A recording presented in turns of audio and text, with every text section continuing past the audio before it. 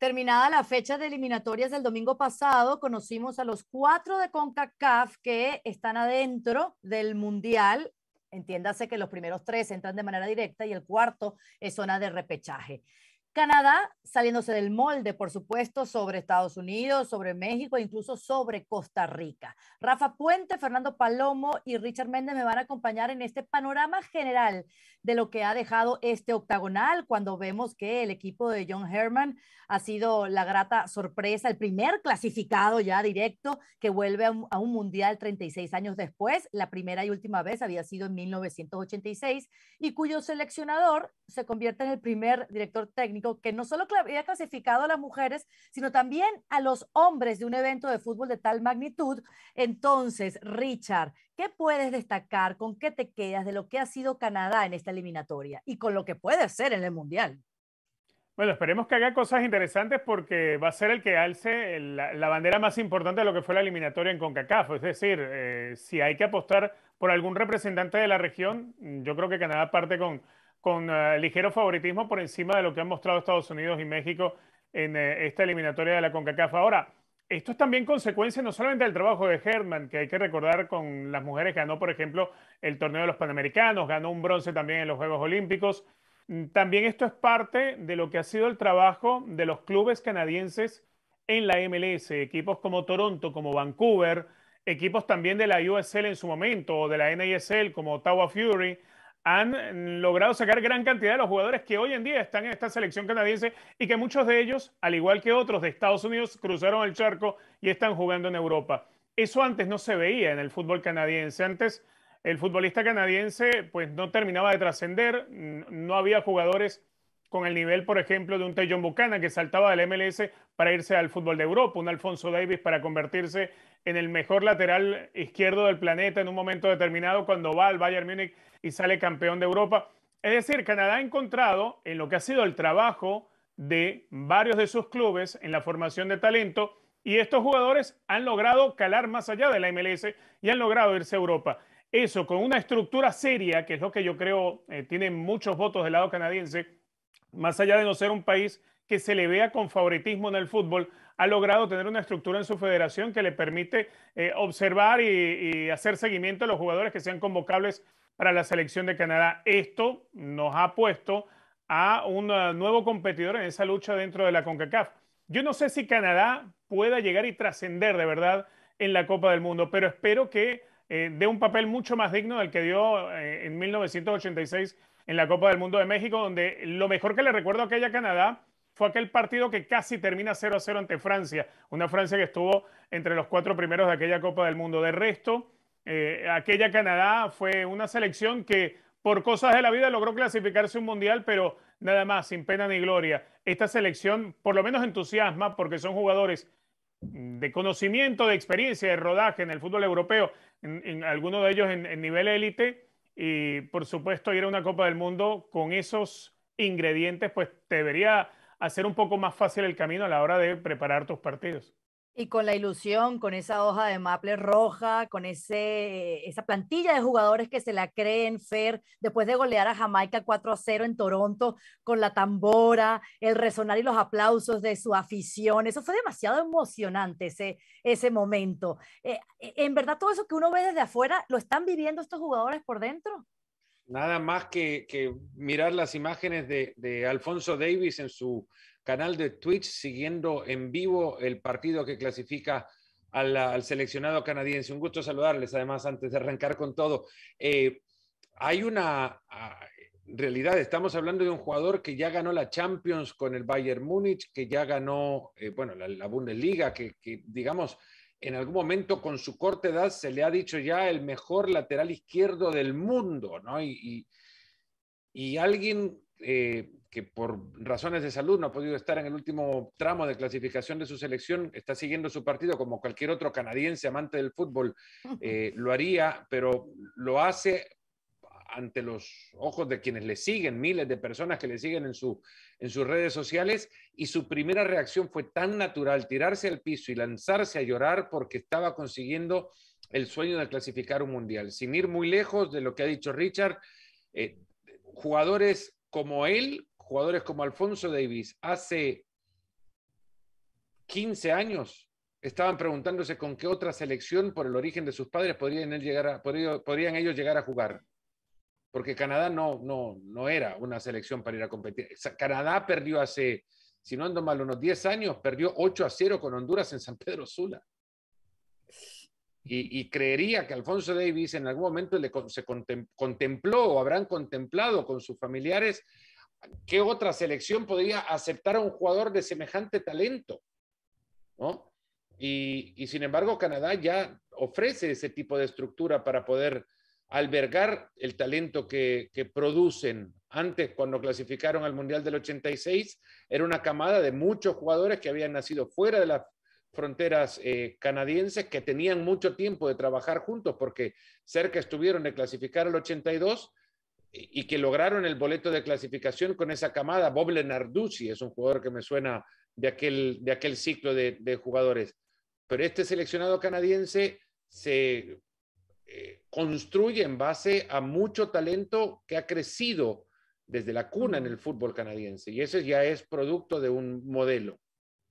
Ahí está. Bueno, visitarán a Panamá el próximo miércoles, esa será la última fecha, y ahí sabremos las posiciones de los otros tres. Ya Canadá está de manera directa, y este hombre que sí había conseguido medallas olímpicas con la selección femenina, vuelve a hacer algo grande, pero con los hombres, que es clasificarlos. Beverly Priestman fue la DT que ganó Canadá el oro en Tokio. Pasemos a Estados Unidos, Rafa, porque bueno, allí está la selección de Greg Berhalter, también clasificada al Mundial, pero ¿te ha parecido cómodo el paso? ¿Te ha parecido un camino sencillo o todo lo contrario? Bueno, no, yo creo que ni Canadá, que lo hace, y como ya lo comentaron Richard y Fer con toda la autoridad. En el caso de Estados Unidos, a mí me parece que ha hecho lo correcto en un torneo que yo insisto y vuelvo a repetir, y no es que quiera depreciar el tema del área o los torneos de CONCACAF, pero me parece de un nivel bastante bajo. He visto eliminatorias con un mucho mayor grado de dificultad, con una mejor exposición de las diferentes selecciones, pero bueno, pues Estados Unidos ha hecho lo suyo, ¿no? Lo suyo porque tiene jugadores como Pulisic, como Reina, como McKennie, o sea, tiene una serie de jugadores que están pues en la elite del fútbol mundial, ¿no? Y esto naturalmente que los fortalece. Sabemos de la mentalidad que tienen los norteamericanos, de los disciplinados que son en cada una de las tareas que se van presentando, que se les van presentando, y el resultado ahí está, ¿no? Estuvieron ausentes del último mundial, que fue pues para lo que venía siendo y cumpliendo Estados Unidos en historia. Fue una sorpresa ver que quedaba fuera del mundial, pero bueno, fue de acuerdo a un ciclo, a un periodo donde se fueron los jugadores que durante mucho tiempo le dieron hasta cierto punto más brillo de lo que se llegó a pensar que pudieran darle, ¿no? Porque yo creo que el mundial donde eliminan a México y donde avanzan, luego quedan eliminados hasta, yo diría que un poco injustamente frente a Alemania, los podía haber colocado casi a la instancia de llegar a una final de Copa del Mundo. Y bueno, no veo a esta selección en este momento futbolísticamente mejor que aquellas que mencionaba. O sea, aquellas que dejaron fuera a México, aquellas que tuvo esa selección que tuvo tan buen mundial. Sin embargo, yo creo que el hecho de que estos jugadores estén instalados en donde están, pues le va a dar evidentemente un potencial adicional para llegar a la Copa del Mundo y tener pues, una participación decorosa. O sea, no veo a Estados Unidos como para conseguir grandes cosas, es la verdad, pero bueno, pues dentro de lo que es su espacio, pues está acorde a los pronósticos que se pensaba antes de que arrancara este octagonal, ¿no? Donde todos creo que coincidimos en que esos iban a ser, no en ese orden, pero que iban a ser pues Canadá, Estados Unidos, México y seguramente Costa Rica, que también se va a meter. Y en este panorama, ¿qué podemos decir o qué podemos añadir de México, Richard? Una selección que quizá ha dejado de hacer lo que empezaron a hacer otras federaciones en su momento. Ya hablábamos del caso de Canadá, Está el caso también de Estados Unidos, que en su momento, bueno, Bruce Arena contó con una gran generación, un gran grupo, que heredó parte de eso el técnico Bob Bradley, pero que necesitaba rejuvenecerse. Llegó Klinsmann y empezó a nacionalizar, o no a nacionalizar, a convocar jugadores hijos de americanos pero nacidos en Alemania. Bob Bradley logró ampliar el universo de jugadores convocables. Eso precisamente es lo que yo creo le está faltando a México. México necesita fomentar competencia en los puestos de la selección. Cuando uno ve que los llamados de pronto del Tata Martino te pone de titular en la selección a un jugador que es suplente en su club en la Liga MX, pues obviamente eso te despierta alarmas porque entiendes, el jugador quizá cumple lo que el técnico le pide, pero no hay tampoco alguien que el técnico vea que le haga competencia a este jugador. Yo creo que es una de las cosas que le está haciendo falta a México para poder hacer mejores cosas dentro de una clasificación en la Copa del Mundo para no terminar siendo tercero como ahora. De momento, a estas alturas, México quizá uno podía esperar por el nombre de sus jugadores, por las figuras individuales, haber logrado con un poquitito de antelación estar metido en la clasificación de manera directa a la Copa del Mundo. Es decir, creo que México en cierto modo se olvidó de hacer lo que otros empezaron a hacer, lo que empezó a hacer Estados Unidos o lo que ha estado haciendo Canadá. Ampliar el universo de jugadores convocables, fomentar la competencia en varias de esas posiciones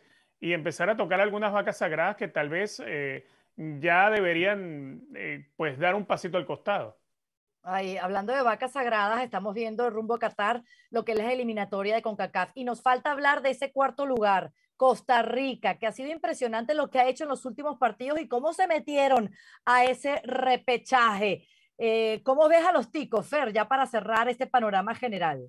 Pues son la selección que mejor cerró la clasificatoria, los números lo dejan clarísimo, 16 puntos de los últimos 18, y hablando de jugadores establecidos y en quienes se ha confiado a esta selección desde hace 10 años, como son Keylor Navas, Celso Borges, Joel Campbell, los mismos son los que terminan siendo fundamentales para que esta selección de Costa Rica entre, creo, beneficiado por lo que antes decía Rafa, que es el pobre nivel que ha mostrado CONCACAF. Costa Rica, dentro de todo, no fue mucho más que un equipo ordenado que aprovechó sus oportunidades cuando las tuvo, porque encuentra en Joel Campbell un jugador que en selección no falla, como regularmente se le suele pedir en el club, y se le exige en el club, y de repente Joel no da la talla. En la selección siempre está. Celso Borges es de los mejores mediocentros que ha tenido el fútbol de Centroamérica en la historia, y ni hablar de Keylor Navas. Pues los tres han sido fundamentales, más el segundo para ir a cerrar resultados que parecían quedar ahí a la postre, abiertos a lo que les pudiera ser rivales inferiores, incluso como el caso del Salvador en el Cuscatlán en el último partido que tuvieron que requerir o recurrir a Keylor Navas y un par de pobres intervenciones arbitrales también para poder sacar el resultado. Pero Costa Rica ahí está. En función de algo que no se ha dado, que es el cambio generacional que tendría que haberse producido y que pues seguramente estaban esperando por él. Han pasado 4 años y no ha pasado mucho. Ahí está. Bueno, solo queda una fecha, pero ya sabemos esos 4 quiénes son.